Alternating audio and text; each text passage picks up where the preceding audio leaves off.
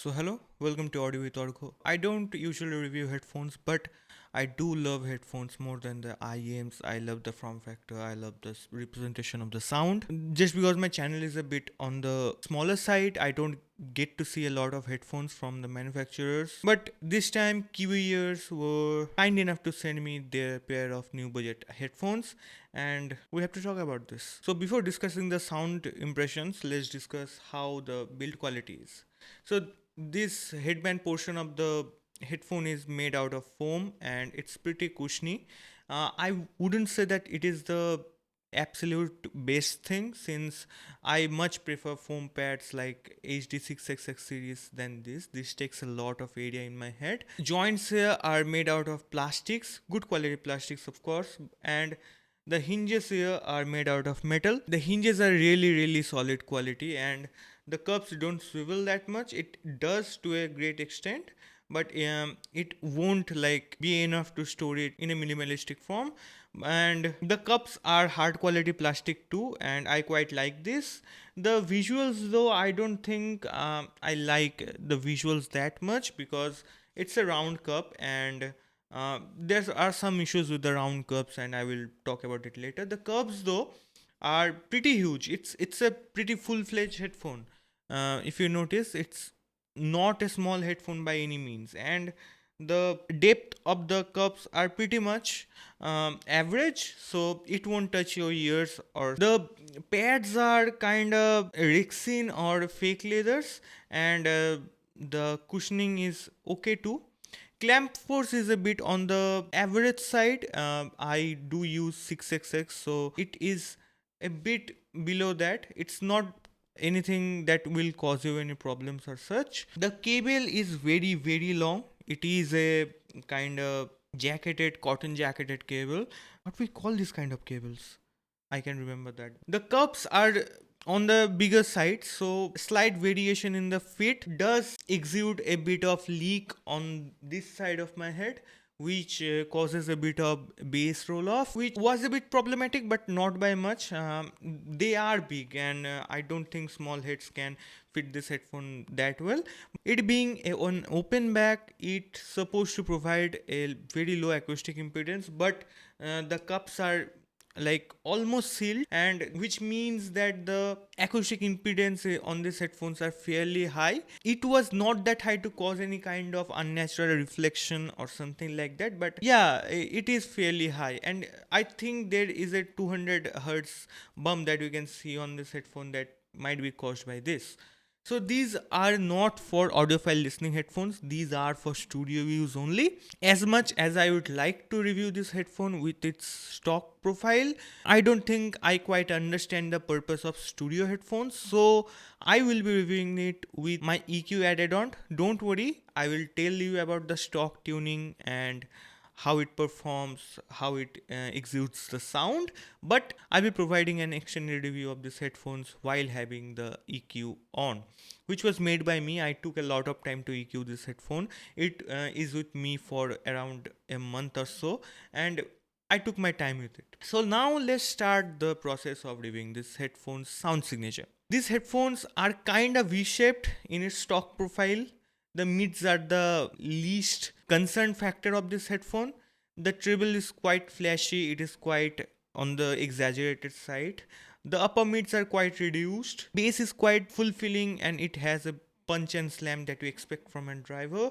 Imaging is and soundstage are extremely good for the price. Imaging, soundstage, resolution, I was almost shocked by how good it can do in those areas at this price point. But the driver quality on these are pretty good. It pushed me to EQ it a bit further, and I EQ'd the hell out of it. And this is the frequency response that I got with EQing this headphone. Let's discuss this. So with the EQ, the bass is almost linear. It has slam, punch, everything. It is not something that will bloat everything. The original profile of this headphone was such that it might bloat out some of the songs in the mid range, and my EQ eliminated the fault of it. It sounds completely clean from 200 hertz to 350 or 400 hertz. Now, there is a thing that I like to discuss in the mids, is that the positional variance of this headphone matters a lot. When you wear this headphone like this, slightly inwards in your ears, so this will exude a bit of higher 1 kilohertz region, which will make the vocals sound a bit in your face. But when you wear this a bit pushed back, what happens is the bass gets reduced a lot and the 1 kilohertz gets a slight dip, which opens up the vocals and gives you a much open and airy representation of the vocals. So you have to choose what you want, and the positional variance is there and it is quite noticeable. Now if we talk about the base of this IM, the sub bass is there. It will provide you with a lot of information. It is there to provide you thump and all, so as the mid bass. The vocals, I gave a touch of warmth with my EQ. It is not by much, it is not clinical, but it has a touch of warmth. The main thing that I considered while EQing this is the pinna region. I corrected the pinna region with my ears and it sounds fucking phenomenal with this headphone. There is no shoutiness, no honkiness, there is no uneven 1K dip that can make this artificially spacious. There is a hint of recession in the 4 kilohertz region, which makes this headphone a bit of, what I can say, organic in nature. It controls that splashing nature that it is inherently had. I was quite impressed how well it took the EQ. Now my aim was to manage the whole pinna region, the upper mids to lower treble region, so much that it get transformed into a machine or a transducer that can produce music well, instead of analyzing every nitty-gritty of the studio stuff. The rest is like very reference grade, and I EQ'd it to have a lot of air too, and it doesn't lose much on details. The representation it got is very natural, lifelike. The soundstage was huge. It took a bit of hit with the EQ, but it was not that much. The timbre was there. Everything was there with this headphone with my EQ on.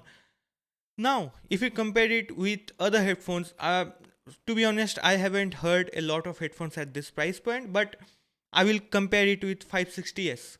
Now 560s, I would pick this over the 560s because it, with the EQ, it can produce the naturalness well. It has a less peaks and it is not as splashy as the inherent form. The soundstage is not like they are in one blob. I would pick this with EQ over the 560s. If we compare it with something that sounds similar, it sounds similar to HD 490 Pro with the mixing pads. And to be honest, this doesn't have that paperiness that the 590s has on the lower treble and the overall treble region. This one is a bit smoother with EQ and a lot more refined. Not that I'm saying that this is better than 490 Pro Plus or something like that, but it kind of reminds me of the 490 to an extent. And yeah, I do recommend this with EQs, and there is a modding culture that is growing with this headphone. Some people are doing the mods with different pads, different damping materials between the drivers, and it produces great results. I will update the mods if I get hands on them that well. Until then, yeah, it's a pretty nice headphone for $79. I don't know, it's under $80. I know, that's it. This thing goes below like $60 or $70, which makes it even a better deal. And yeah, this is my review of Kiwi Ears Ellipse, and hope you like it. If you like this video, do give a thumbs up and subscribe to my channel, and bye, see you until next time.